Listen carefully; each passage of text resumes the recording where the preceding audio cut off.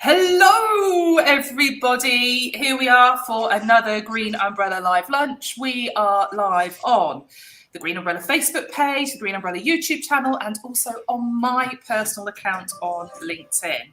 Now, you might have noticed if you tuned in last week, I was on holiday. And before we get into anything else, I just want to tell you one thing. You know, when you do your out of offices, don't just say you're out of office and put a bland message saying I'm going to be back on this day. Talk to these people if it's important. Try and do something creative. So I had a subject line that just said, I'm eating cheese, something like that. And then the description was, I'm on holiday. I'm going to be doing all these things. It's going to be great. What are you doing to have a break? And I've had so many people respond or mention this out of office. And it's just like, I don't know, it puts a smile on people's faces, makes you more memorable. So you're probably not thinking about your out of office as a marketing tool, but maybe you should be. Anyway, I just needed to get that out of my system. And I didn't even know I was going to say that. God knows why that popped into my head. There you go. I always say there is no structure to these things, which is exactly what I explained to Richard Osborne a few minutes ago, who is our guest today. So, Richard, thank you so much for joining us. It's a pleasure. Thank you. Now, you are fairly well known, I would say, on a local basis. But for people that are further afield, they're probably thinking, who is this guy? Who have they got to come on and chat now? That I left a little pause then, so it could be a chat blank now. So yeah, give us the intro, because I wouldn't really know where to start to intro you. You do loads of stuff. Oh god, that's a build up. So on this pedestal up here, so it's thinking locally. So I moved into Northampton in 2005, up from Luton. I've since learned to pronounce my T's. It took a while, but I'm working there now. And now I'm moving on to calling people like pups as opposed to grandpa and dad and things. I run a company, Business Data Group. A lot of people locally will know me from the days when I had Quick Formation. So I've sort of in the county around the area got known as the person to go to if you wanted to set up your own business, and did that for a few years. And that sort of business grew and grew and grew to the point now where sounds quite cool to say it, that we've got we're a small team in Blisworth. Well, I say Blisworth, we're scattered everywhere now. We're all working remotely, aren't we? The empty office is in Blisworth and everybody else is scattered around Milton Keynes and Northampton. It's a small team of 10 of us. And if anybody sets up a company anywhere in the country, doesn't matter, Scotland, Northern Ireland, England, Wales, anywhere around there, the chances are it goes through our technology. So we help about 250,000 people a year set up their own business. And then in the other part where some people might know me from as Aussie, on UK business forums. So that's a online community I helped get started back in February 2003, sold it in 2007 and bought it back again this year, ready to sort of pick it up, build it up, and sort of take that sort of community forward. That's the short part. That's the business side.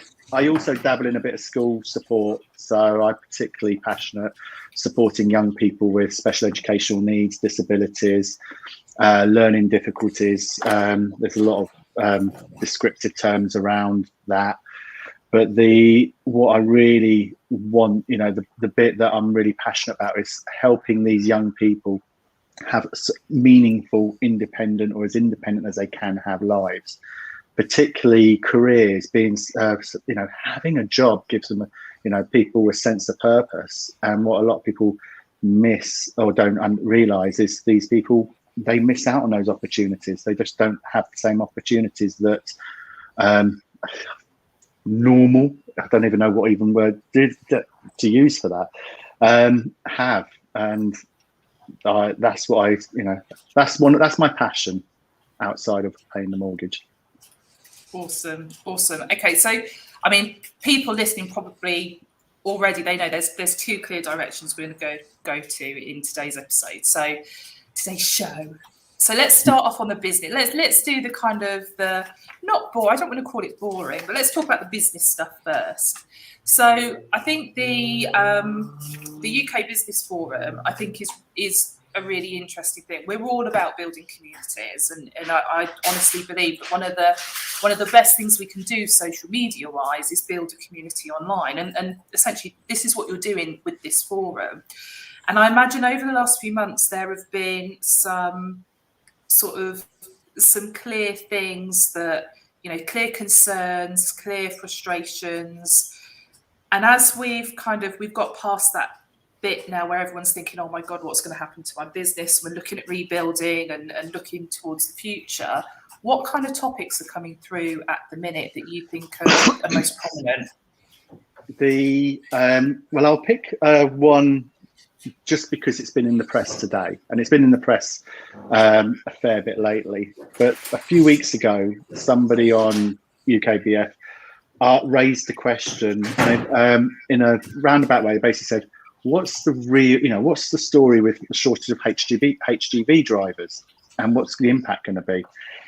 And I saw a colleague of mine just forwarded me a news article literally about 10 minutes before it came online. I was like, that's one.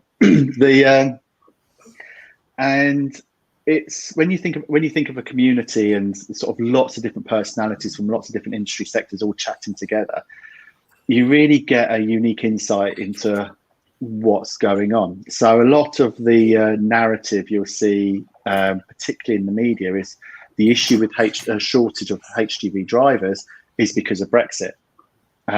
So a lot of HGV drivers that were working within the UK came from overseas, and with Brexit happening, they've all gone back overseas, and that's left us with a shortage. And what the discussion on UKBF really expanded on was that that's not the cause. That's another straw on the camel's back, where actually what's been building up is there were some stories being told. Some of the members were talking about their parent, their father who was a HGV driver, and the conditions in which HGV drivers work, where the pay's not been fantastic, the conditions are not fantastic. If you think the health impact from somebody in a cab driving all day, every day, and where they sleep, where they eat, where they wash, and think about those conditions, that's an issue. And then that issue is covered up with a band-aid, which is basically overseas people coming and filling up some of those jobs. All it's done is just highlight an underlying problem. And that came out of a conversation, as you can walk through, about 4 pages of debate going on within UKBF talking about that.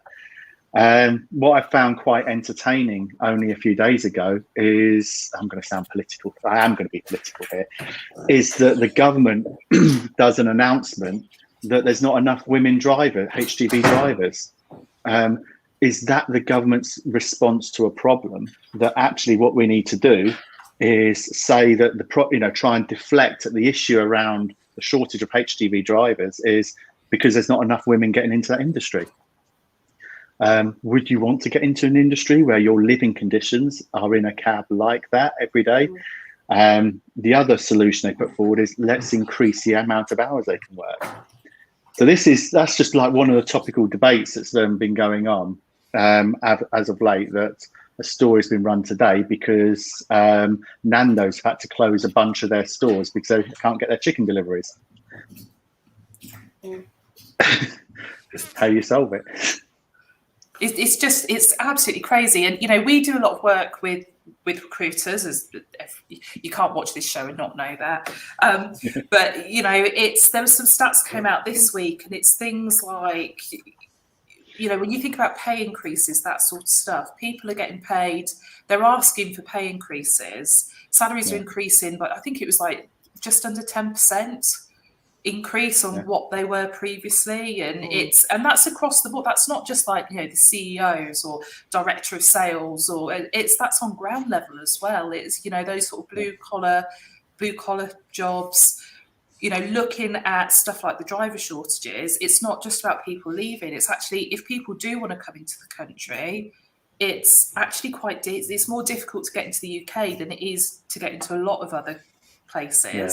And so actually there's nothing creating this balance.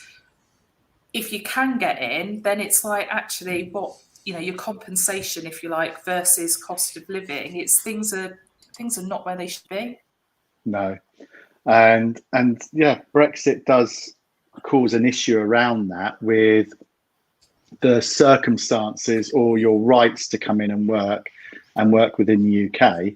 And I won't pretend to know all the ins and outs of it, because I'm not in the recruitment industry in that side, or in sort of sorting visas out, or how it, but my expectation is that to come and work within the UK to fill these gaps, again, I'm going to reiterate, I still think it's just a plaster over a bigger problem, but the actual circumstances or your rights to work are going to be stricter. I'd expect them to be. So where previously the overseas workers coming into the UK and taking, you know, not taking, but you know, having these HCV drive, you know, fulfilling the need for, you know, to work in these conditions, their ultimate cost of living for their families back home was less. Where if they're having, exactly as you just said, Christina, if they're now their cost of living is significantly increased in the UK, then it's not as attractive, and it wouldn't be. Yeah. Okay, so that's one thing that's sort of popping up in terms of supply chain. Obviously, yeah. We're coming to a place now where there's a lot more happening in terms of sort of, you know, face-to-face opportunities, whether that's events or just people just, you know, I'm getting more calls to go into London for meetings and things like that. And it's always that like, oh, shouldn't I? Do I really need to go? And you just kind of think, are we ever going to get to a place where people are just like, yeah, I've got a meeting in London and I'm going and that's it. And you think about, you have as little thought around it as you would have done 2 years ago. I think all of us know people who are going to be finding it difficult to get out in the open again. We're all sat here, and this is remote. We're not, you know, the four of us aren't sat in a studio on a couch. At least, Christy, you look like you're in an office. I am, yeah. You're in the office, where the other three of us, Amanda, Mark, and myself. I should have said no. This is my living room. But it's I would have gone with it. And so we're all still within our homes, sort of doing this video, doing this broadcast. And you still see it when you're watching TV. You still see some of the broadcasters there working from home. And we find it with our colleagues. I find it within my own business where we're sort of talking, and I've said that starting in September, I want to see some people in the office at least 2 days a week. And and I'm not a dictator in a sense, but for me, I felt for people's well-being, state of mind, and the community aspect of the office, I needed to make that call. And I'm not dictating what days you need to be in, but I see it with some of my colleagues. I see it within family and friends. The nervousness of going out. There's an analogy that if you do something for 6 weeks, it becomes habit. I don't know how true that is, but it seems to make sense. So if you imagine you've worked from home for 6 weeks, things become a bit more normal in doing that.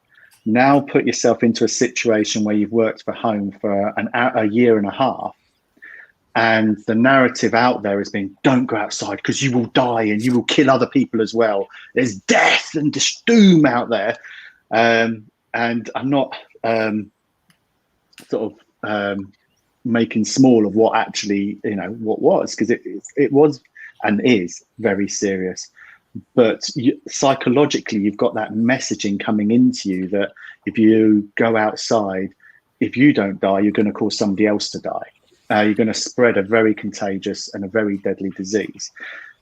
So you've got to be a particular kind of individual not to have been affected by that. And then you've got the habitual behaviour that because we are creatures of habit, of being indoors, in home, and we all have our own sort of confident area of confidence, or our comfort zones. So the more you push yourself out and do things, the wider your comfort zone expands. But if all that becomes constricted, if you don't do, when I was think back to all of us when we were kids, we'd climb trees and jump off tall walls or anything like that, where you do things that as an adult you look and think, no way I'm doing that. A few years, must be about 15 years ago or so now, I went on holiday to Cornwall, and there's a death slide there, which I remember going on as a kid. And me being in my, must have been about sort of late 20s, early 30s about then, was like, oh, I'm going to go. I remember doing that. And I got to the top of this slide, and my hands would not let go of the railing to drop down this slide. My head was telling me, it's easy, it's just a slide. Everything around me is like, this, nothing's going to happen. It's a slide, just go. And then you got these little like whippersnappers coming off, next to me, and just go wee down there, and I'm sat there, and I'm pushing myself off this slide, and I just could not let go. Even though I've been down this slide so many times when I was younger. And the point is that if you don't do something for a period of time, your comfort zone just shrinks.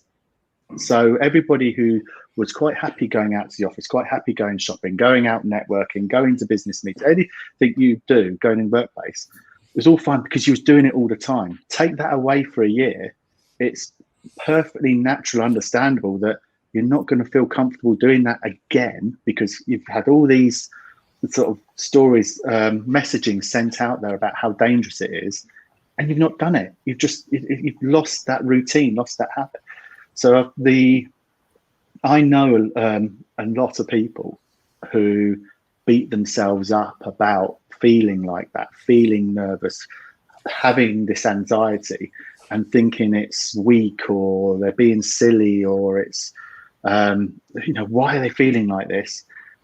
And they shouldn't, because when you think about it, when you think about how the past year and a half has been, everybody's feeling different levels of anxiety with these different events, and just everybody's different anyway. But it's perfectly understandable and natural when you look at it, what's happened. Of course you're going to feel nervous, of course you're going to feel anxious. The challenge is, and this is the difficult part, and it all starts with that first step, at some point you've got to start expanding your comfort zone. You've got to start pushing yourself, acknowledging why you feel the way you do, acknowledging that with everything that's happened with the pandemic, it's normal, it's natural, and then just start taking those small steps bit by bit to then push that comfort zone out. And then before long, your comfort zone doesn't stay where it is. It's like, oh, that's scary, back in again. Oh, that's scary. Your comfort zone expands.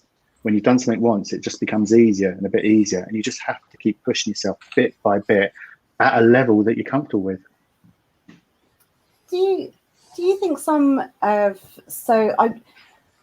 I suppose I felt a bit of anxiety about going out, but also I feel almost, and I'm not even sure if I should admit this, but sometimes there's just a lack of motivation to go out because you're so used to living in such a, so you're talking about a comfort zone, but there's also the kind of the physical space that you're living in. I drove my nephew into sort of half an hour to the train station the other day, and I realised I was like, I haven't driven this far in probably about 3 or 4 weeks, Yeah. And I thought, is some of that about motivation as well? Kind of are people dressing it up and going, oh, I just can't be bothered, when actually it's anxiety. But I suspect there's a little bit of both going on. We're all unique, and we all have our own interpretation of things. So my take on that is that the underlying, this would be the coaching in me coming out with but you always work towards what's the root cause, or what's the what you see on the surface isn't really what the root cause is. My take on it would be down to habitual behaviour and anxiety. So going back to that, if something just becomes a habit and it becomes mundane, it's just saying you naturally lose that spark, that motivation, because it's just the same old. And that behaviour leads into that habit, and then trying to break out that habit triggers the anxiety. I think that the habit thing is definitely important, because the first few times, well, certainly for me, going back in the office, which we've been obviously doing on and off for a bit now, it just felt really weird. It was just like, it felt like it shouldn't be there in some ways. And there was part of it in the fact that we were in that other office as well, and things like that. So it wasn't even a space that I'd been used to working in, because we'd moved just before the pandemic. And so it was a really odd one. But now, having been back for a few weeks, days here and there, it's almost sometimes feels a bit odd to be at home again. So I think that habit thing definitely has an impact. And the same even on a social side as well. You think, you've got nothing to do. You couldn't go out. You couldn't do anything. And then, you lose that sort of almost not will to go out. But you think, oh, no, I'll just stay in, get takeaway, So, but then you get back. But then when you go out, it's like you've gone a few times and it's back to normal, and it's not back to normal because it still doesn't feel normal. But I've got a point in my mind when it's going to feel normal. Yeah. Does that anything to do with the rugby? It might be. So come September the 18th, first home game, down the Saints, packed in, won't have any protection, no social distancing in the terrace in Block D for us. So that's when it'll have to be normal. It's been. I went to the what they called the test event at the Grand Prix, and there was no social distancing. No, I mean, some people were wearing masks, but it wasn't compulsory.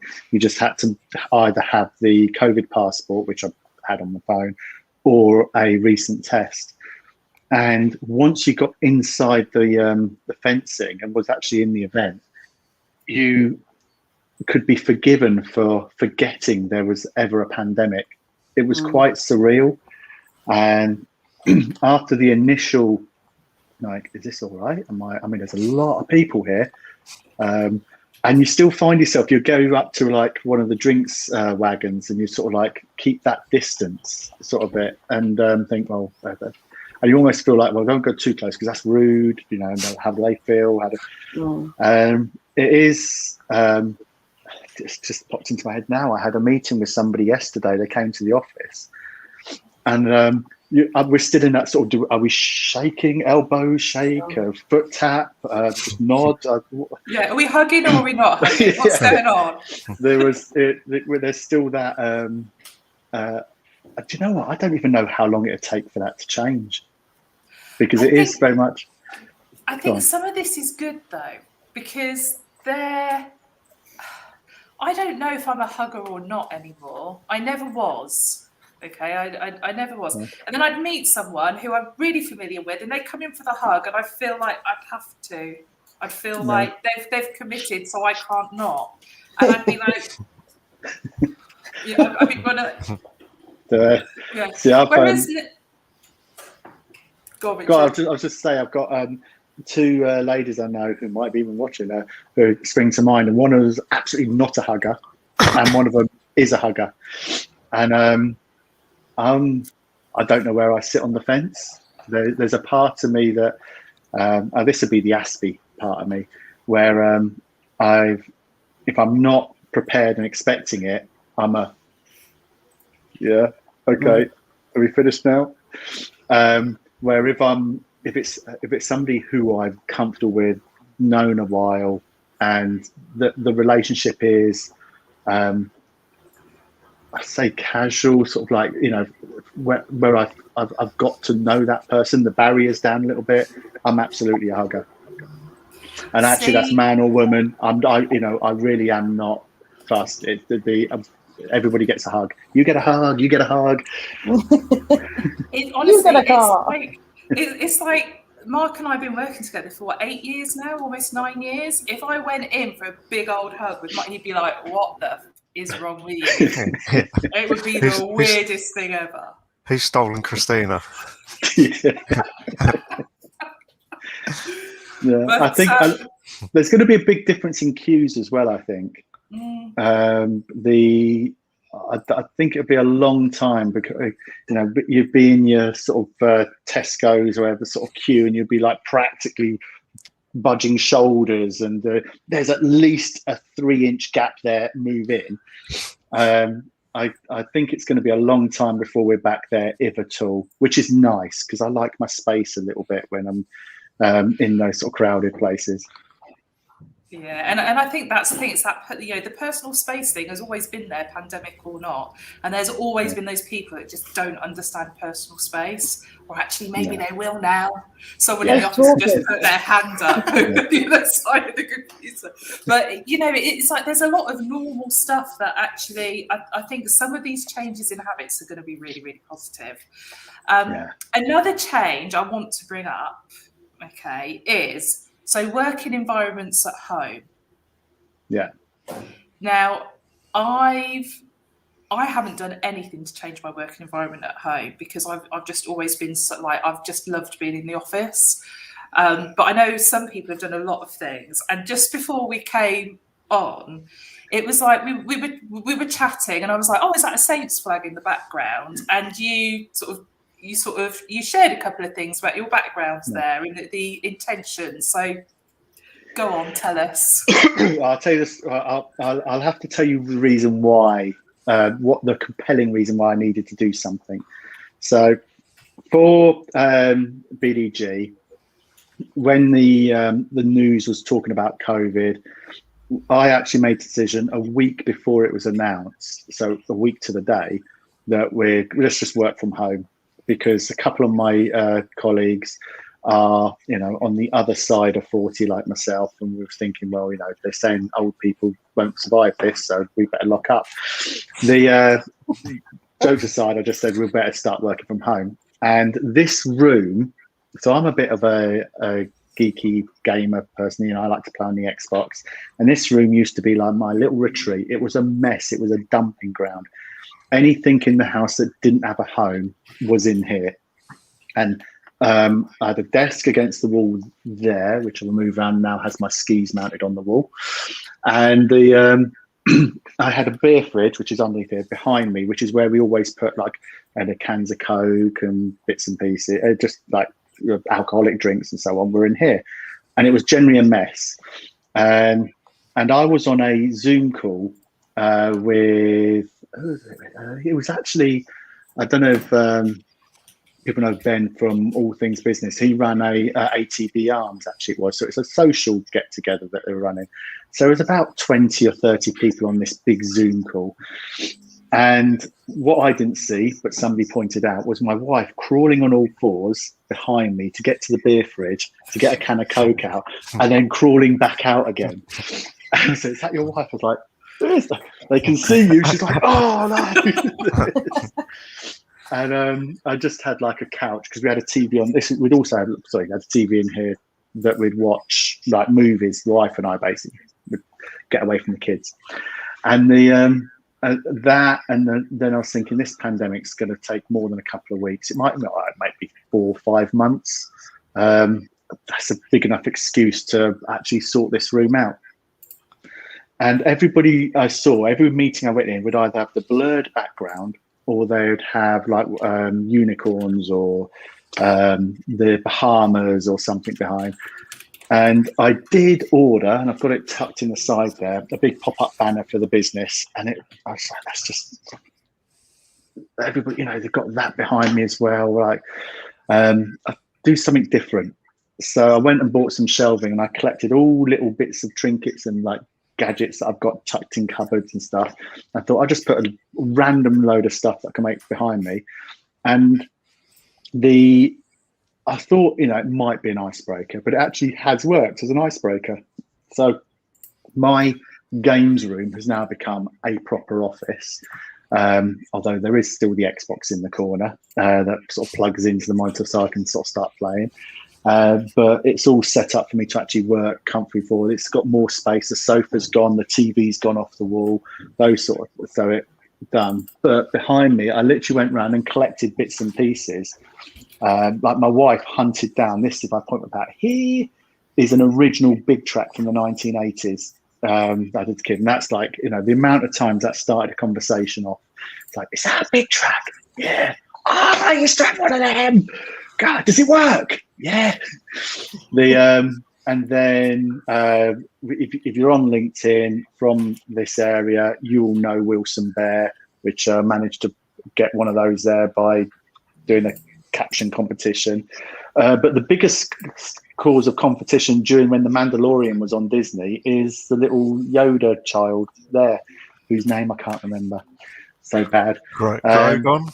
Grow, yes. Something like that. I remember it started with Gris, Yeah. something like that. But basically, you have a bunch of different bits and pieces around on behind me, or the Saints flag, or that's a random chair, and that's actually a chair from Holland, which is where my mother's from. So then you sort of trigger on a conversation down, sort of like, what, you're a bit part Dutch, yeah, sort of those conversations. Just because if you're having a video call for the first, if you're face to face, it's a bit easy. So you shake hands, you drink coffee. You know, how was your journey? I rolled out of bed into my chair. Whereas I've just thought having a bunch of random stuff behind me gave the icebreakers for video calls, which you wouldn't have normally. Well, where if you're having face to face, your journey in the weather gives you that icebreaker. Yeah. I feel like I need to up my game now with things that are behind me. Not a duvet that I forgot to put away from when someone stayed last week. On my random rugby player statue. I'm loving the giraffe actually behind Christina. The giraffe is a talking point. It is. Yeah. It is. But see, I'm normally like clearing, so like just before, like what you can't see is like literally just there is all the stuff that was here, and I just kind of like just slid that way. It's the first thing I do is like check, is all my crap out of the way? So everyone thinks I work really tidy, but it's not quite true, is it, Mark? No, it's not. That's why we're at opposite ends of the office now. So you can't blow stuff across my desk or just move it. If there's a bit of dust, it'll just get blown onto my desk. You can't do that now. No. I have a bit of banter like that with the lady I work with. I'll mention her name because Debbie. She does the finance next to me, and we're both quite particular about how we have things on our desk. So because we're both the same and both quite particular, we both wind each other up. So I'll have like a pen or a ruler, and I'll just push it across the line a little bit. Just leave it and she'll put it back, and then I'll push my coaster just across, or a piece of paper so it's crossing, and then she'll do the same back again, because it's like desks are like your zone, aren't they? It's like my space. Do you know the thing? I tell this story all the time, so sorry if I bore anyone, but I used to have to in my old job, I had to share an office with someone, and they would be constantly taking my bloody stuff, like my stapler. This guy it's like, I even bought a pink stapler at one point because he kept taking my stapler. I go in there, I open my drawer, and the stapler's not in there, and it's sat on his. It used to drive me insane. And I kind of think a stapler's not that important. But it really was. How are you with mugs? Oh, mug. Oh, no. If someone drinks out your mug, that's like cardinal sin. I'm even funny about my bin. When the bins go, if I don't get my bin back, and it's like, I need to have, like, Mark has his bin as well. Yeah, has to be one of the red ones. I don't care which red one, but it has to be one of the red ones. Not the black, not the grey, it's got to be the red. That's probably taking it a bit far. But actually, I'm going to sidetrack onto SEND for a moment then, because that's quite interesting when you say like it's your mug or it's your bin or the desk space. So some people might know Tom Cliff, who runs Track in Northampton. So his organisation helps autistic adults get into work. And one of the key things and things that he works with businesses about is small adaptations, or sort of helping things to be understanding. So it's not about making I'll rein myself in a bit because I can go way off on a tangent down this conversation. But so if you talk adaptations is always a concern that some businesses might have about, what sort of changes do I have to make to employ somebody with disabilities or learning difficulties. And sometimes the simple change is literally just make sure nobody uses their mug. Because if you're particularly on the autistic spectrum and you like consistency and just to know where everything is, I used to have a young lad. In fact, he was from university, so we gave him an internship for a while, and he went off, and now he's designing missiles or something like that. At last I heard, or the GPS systems in missiles. He couldn't speak to anybody, but he did speak to one person. So one of my colleagues he sat next to, and he arrived at the exact same time every day, left at the exact same time, took his lunch at the exact same time, but he'd walk in and out of the office without speaking to anybody. But his work's fantastic, and it's just that understanding. Don't barge in front of him on his way in towards his desk. It'll throw his day out. That's his way. And whenever he needs to go through what his schedule of work was, he would speak to Steve, who sat next to him. He'd go through, right, we need to do this, and then he'd throw back, how's that? And you could hear him having that conversation. He couldn't speak to anybody else. And he had his chair, he had his layout on his desk. But after he went back to university, he wrote the most lovely email that I just was not expecting, about how he enjoyed being with us, how he learned so much, how it helped him sort of build up his confidence, and from the outside, he would never expected that. I've gone slightly on a tangent there, but as we were talking about sort of our desks and mugs, it just reminded me about some of these things. Yeah, do you know, it's like we've talked about diversity, inclusivity, being equity and all that kind of stuff. And it's a couple of days ago, I'm in a podcasting group on Facebook, and someone had posted in there, they'd done like 25 episodes, and they'd realised that they'd had a good mix of men and women, but it was all white men and women, and it was completely unintentional. And they were basically kicking themselves, saying, I should do better. There's no, I haven't got any, people of colour on here. And there was this whole conversation, and I just thought, what, diversity, the whole DE&I space it's about so much more than just these umbrella terms. And what you've just talked about there is the perfect example of that. The E can stand for a few different things. I've seen it described in different ways, but at the end of the day, everyone is equal in the workplace. Everyone gets what they need in order to do the job they're there to do. And I think people overlook this stuff. They really do. Yeah. We talk a lot about, you're right, because we've touched on diversity so much, I think, in marketing. But one thing we don't often talk about is neurodiversity. So when we talk about diversity, we often mean kind of age, gender, backgrounds, that kind of thing. But we don't talk about neurodiversity. And Richard, just picking up on some of your comments about how when it comes to autism or something, and people are saying they have to have their own mug, it kind of, that becomes a bit bantery, and people will kind of go, oh, it's my OCD or something. And it's not a joke for some people. That's how they operate, isn't it? So can I tell you a secret? It's a bit awkward. I'm listening to this, and I quite seriously, I'm not feeling uncomfortable, but feeling a little bit like I'm noticing things about myself. So Paul's put in the comments, have you got names on the, right, here we go. Have you got names on the bins at Green Umbrella? And I was like, why have we never thought to do that? Not in a joking, taking the, I'm like, seriously, why have we never thought to do that? Such an obvious thing to do, right? But we do all have our names on our mugs. Yeah. And there's a mug right, there's a mug with someone's name on it that isn't here anymore, and someone else uses that mug now, and it's not a problem, but I notice it every time. Somebody used my mug in the office once, and I went to go and make myself a cup of tea, and I was just like, they're hiding it. and I could feel myself having a meltdown, and I was thinking, it's just a mug. It's just a mug. Come on. And I went over, and the lady who was drinking for us, like, just a mug. Went back, and I just sat there and thought, I just need to keep this under control. But I could actually feel myself thinking I'm going to have a meltdown here, because they were using my mug.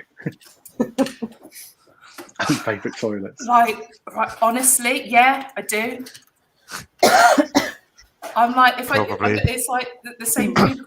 And honestly, this is a serious subject, and I don't want to make light of it at all. But we've had, again, someone that used to be in the business isn't anymore, used to go to they'd use a specific bathroom in the building, and it became a standing joke. You know, it was like, it was acknowledged, and it's like a you know, not in a bullying, nasty kind of way. It was, you know, in a very positive kind of way, an accepting kind of way. But it's like, I don't think there doesn't necessarily have to be a label. No. That, you know, it's like, I think everyone has their little, I might not have OCD, but there are certain things that they have to be done in a certain way, otherwise I'm unsettled. Yeah. I think that's kind of, you know, if you even think about animals, they're the same. So like dogs are very territorial, they have their own, this is my spot, and if someone tries to encroach on it, even penguins, don't they do it with stones? They get really protective over pebbles, and like other penguins try and steal their pebbles when they're building a nest, and they fight over it. I did not know that, but I actually want to know that now. It's true. That's like a pub quiz question. That is, isn't it? Yeah. And they give stones, like when they're mating, apparently, I think it's the Adelie penguins. So like, you know, the man gives the woman a little pebble, and it's kind of, that's the sign, like, we are together now forever. You've had my pebble. No, I feel like I need to get a pebble outside and present it to my wife. Pebble. Here's a pebble. We're together forever. Cool. Okay, so I'm conscious of time, and I really wanted to talk to you about the work you do community-wise with the kids, basically. So it was called Youth at Risk, but you said the organisation's changed its name now. It has. It's now called Grit. And actually, Paul, who was asking the question a minute ago, he's also does some work with Grit, or Youth at Risk. And we met at one of the projects that was being pulled together. Well, so we met up again because we already knew each other before then. So the book coming out, I'm joking, by the way, in the book, but no, story. So I'm started, you know, my foray into making money started with drugs and crime. So I was a bit of a somebody going through some challenging times, and it was a guy who offered me my first job on a YTS scheme that kind of inspired me with business, ultimately, that I wanted to be just like him. And I sort of went through, and he promoted me, invested into me, and eventually things moved along, and I'm doing what I am doing today. And I got involved with, in fact, I chaired Young Enterprise for the area and did that for a while, and got involved with Young Enterprise projects. I did a few talks at schools, whether it be assembly, into classes, going to classrooms.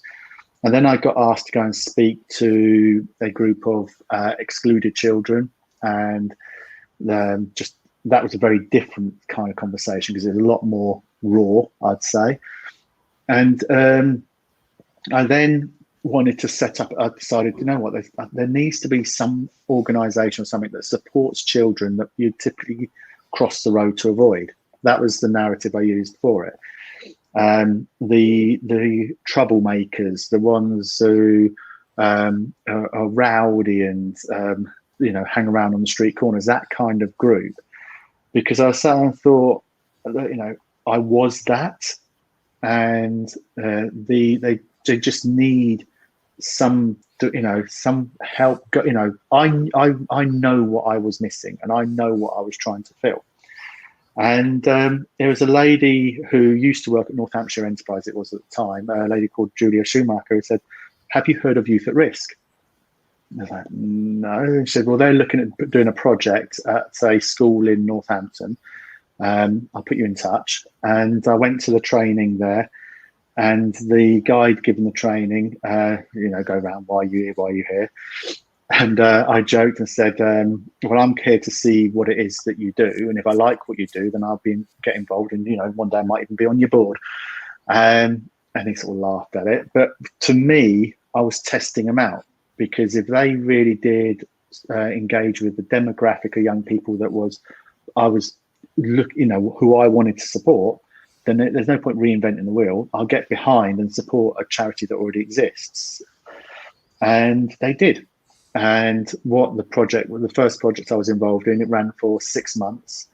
And there was a range of young people who were identified as at risk by either the school, social services, or the local authority. And at risk covers a range of things. So they all had their different needs. And the idea is that you coach them. And one of the best things, and I use this every day, and I had a fantastic conversation with one of my colleagues, a new lad, I have to say that now because he's 20 years and he's junior, a new lad, Jacob, who's just started working for us. And I was having a great conversation about what is right or wrong. And one of the greatest methodologies of the coaching that Grit does is there is no wrong. There's only outcomes. So if somebody breaks into a shop and steals something, that's not wrong if it gives them the outcome that they need. But the coaching is working through what is, giving an overall view of all the risks involved of everything that, every course of action. And it was really eye-opening. And I use this within my working life now as well, and everything is that these young people, the challenges that they face, there's so much commonality with it. But what one things that I identified is a lot of the young people that I found I was working with have learning difficulties. Not that they were identified, but they have things like ADHD, ASD. Sorry, I've just seen one of the comments. I made it. He said my name on TV. That made me chuckle. So this is my colleague I was just referring to, who's completely thrown out the whole train of thought. But so where I was heading was these young people. They often had behavioural difficulties associated with, let's say, ADHD or autism, and the thing is, when you actually connecting with these young people on a one-to-one, they're the most intelligent people in the room. They are always forward-thinking, and they're always challenging. I would much rather have somebody like that working for me, or even on the board, like as a co-director, challenging me, than somebody who goes along with the consistent and the mainstream and the yes, that. To use the term, that in my mind, these people are the most likely entrepreneurs of the future. They really are. But that then started to want me to look at, so all these young people, these people who are at risk, these people who are potential for being excluded or have been excluded from school, so many of them have SEND. What's going on here? So then I started sort of looking at and getting involved in the SEND community as a whole, which then ultimately led me to being asked to be a trial and be a test, a pilot for the Enterprise Advisor Network. And then I was asked, would you be EA for special needs school? And I was like, okay, I can give that a go. That's both feet in. Let's go for it. And the rabbit hole is so deep. This is like a whole different debate on itself. But when I got to see firsthand and experience the lack of support or lack of space and funding there is around for supporting people with special needs, why people with special needs are ending up going into environments that that are not right for them because there isn't enough space. It's all joined up, it's all linked. You can't just isolate and that is that problem, that is that problem, that is that everything is sort of very spiritual, but everything is connected, and there's a bigger, wider problem that needs addressing. The media has been painting a particular picture, apart from one reporter for the BBC who did a very balanced piece, but there's a lot of warning, danger, Will Robinson kind of messaging out there about home education and the massive growth in people taking their children out of school, deregistering from school during the pandemic. But that's been an issue already. I wish I could remember the stats, because I did a freedom of information request a couple of years ago to the local authority about how many children are known to the local authority being home educated and out of how many of those are logged as at risk as well, and how many of them have EHC plans or basically additional funding or special needs.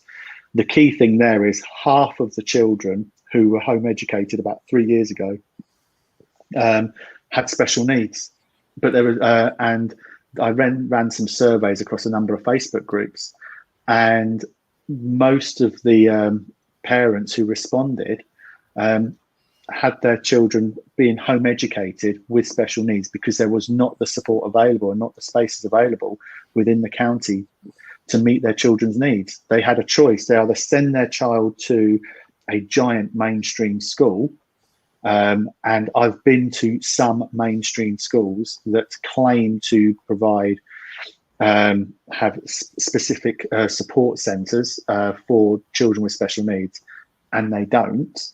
There are some good ones out there, but I'm coming from a parent who homeschooled his son because his son was bullied by 2 teachers in a mainstream school because of his special needs. And so, having gone through that experience,